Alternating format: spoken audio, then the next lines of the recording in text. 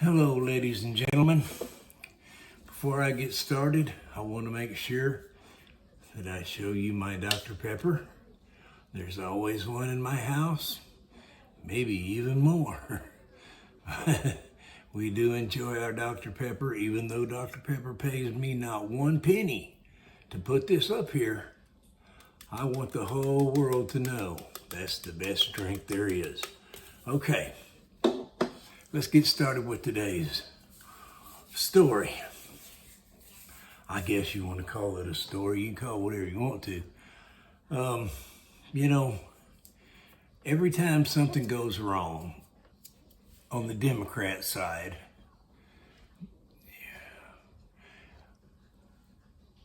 sorry about that, I got a message and it caught my eye.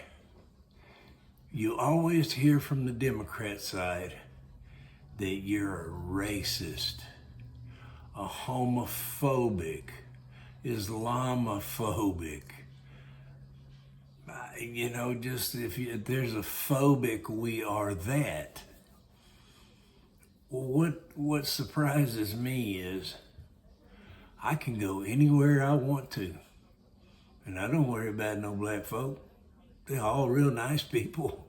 I mean, you know, I'm sure in the back of their head, they have this, you know, your people did our people wrong. And in the back of my head, I have my people did their people wrong. And we didn't just do them wrong, we did the Indians wrong. We tried to starve them to death. So we're not going to get into that. That's for another story. I was born in 1959. By 1965, the Vietnam War was really kicking, and I can remember Walter Cronkite on the news at night. You know, he would talk about Hanoi and Ho Chi Minh Trail and all these other things, and Hill 5 and all of these crazy little things about Vietnam. And as far as I was concerned, I'm going to Vietnam. I'm going to grow up and go to Vietnam. Well, the very next, they cut away to a commercial, they come back, and there's rioting in the streets. Where these streets were, I don't know. They said Mississippi, Alabama, and a couple of other states. Texas was not a part of that state. But the way we treat these illegals today, when we arrest them, if we jump out of a truck and grab them and arrest them and put them in the truck, you know, with no warrant, no nothing, that's nothing, people. Nothing. These black people would come down marching. I don't know if you call it peaceful or not, you know, because they were screaming about their freedoms, but they weren't burning anything. They weren't tearing anything up. So I consider that a peaceful leaning on, you know, it could go either direction. So what do the police do? The white police, they start beating these people with billy clubs. They beat these people and beat these people. They beat the kids. They beat the men, the women. They sicked German Shepherd dogs on them. And then when they started losing control, the police did, they bring in the water cannons from the fire department. If you've never seen a man get blown away by a water cannon, you've missed out on a lot, my friend. It can throw them 40 or 50 feet backwards off of their feet in the air. And they're just blowing these people down. They're treating them like complete garbage. I mean, garbage. And we're you know, the Democrats keep saying we're racist, we're racist. We're not racist. We're not racist. We've accepted the fact that these people are the same exact thing as us. They just have more melamine under their skin than we do.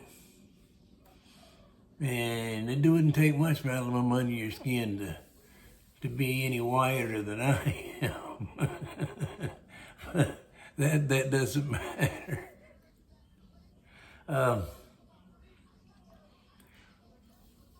When we fought the Civil War was to free the slaves.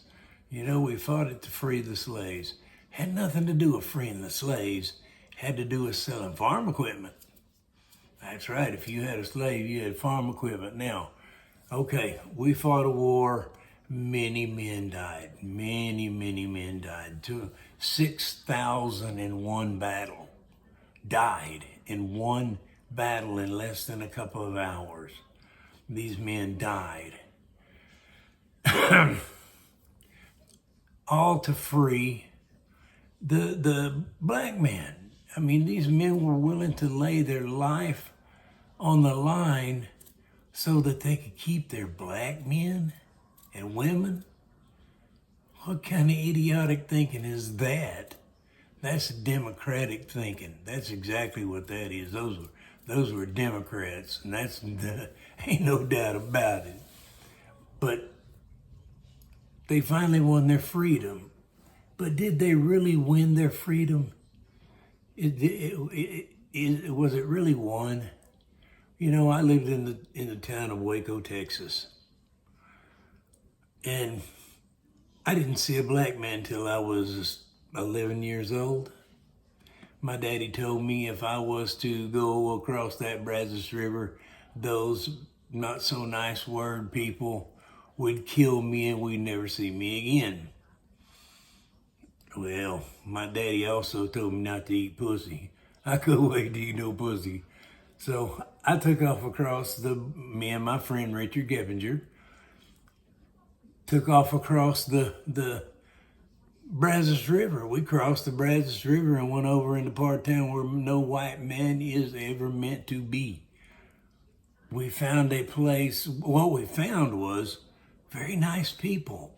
Ladies sitting on their porch, asking us if we're lost, you know, and do we want some water, you know, and just talk to us like we were human beings. And I heard some music, and I said, "Where's that music come from?" She said, "There's a blues club right down the street." We went down there.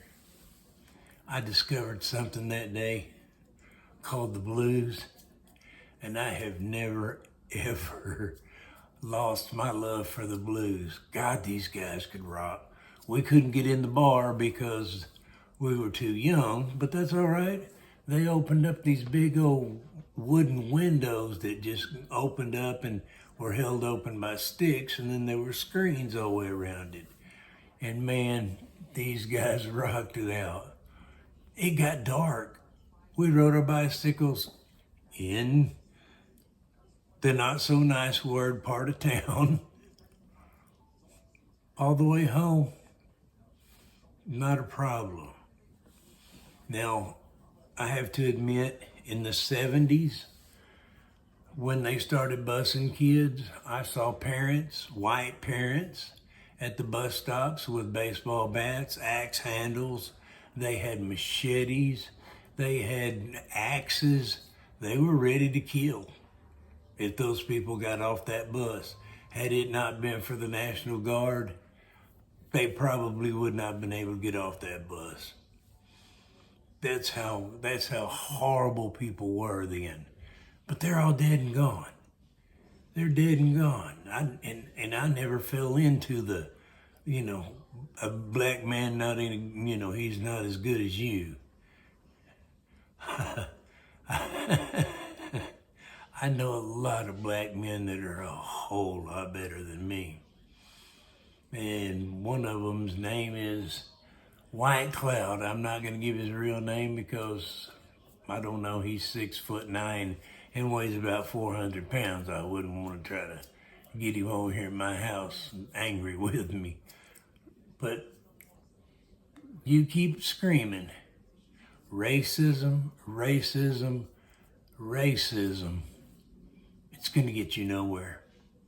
it's going to get you nowhere. All over social media, black people are coming on talking about, Mr. White Man, if I offer you some watermelon, would you be my friend? That's, and a lot of the black people are on there. I ain't no white man. Reparations, what are you talking about reparations? I wasn't no damn slave. Give the reparations to my great-great-grandma. She's the one that deserves it, not me.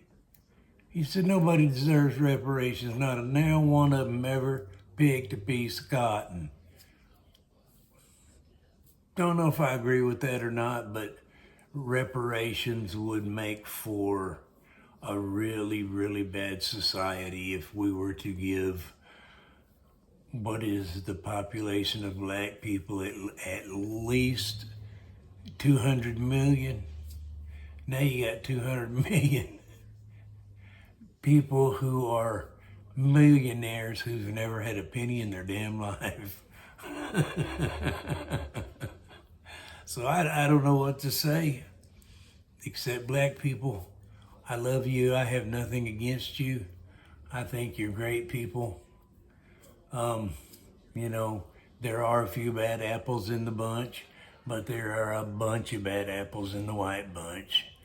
So I choose not to hang with them, and I hang with the guys who are really nice. And I thank you guys for being my friends. Thank you so much. Don't forget to like, subscribe, and share.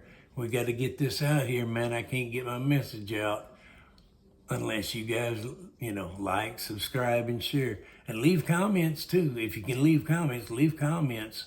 I want to know what you think.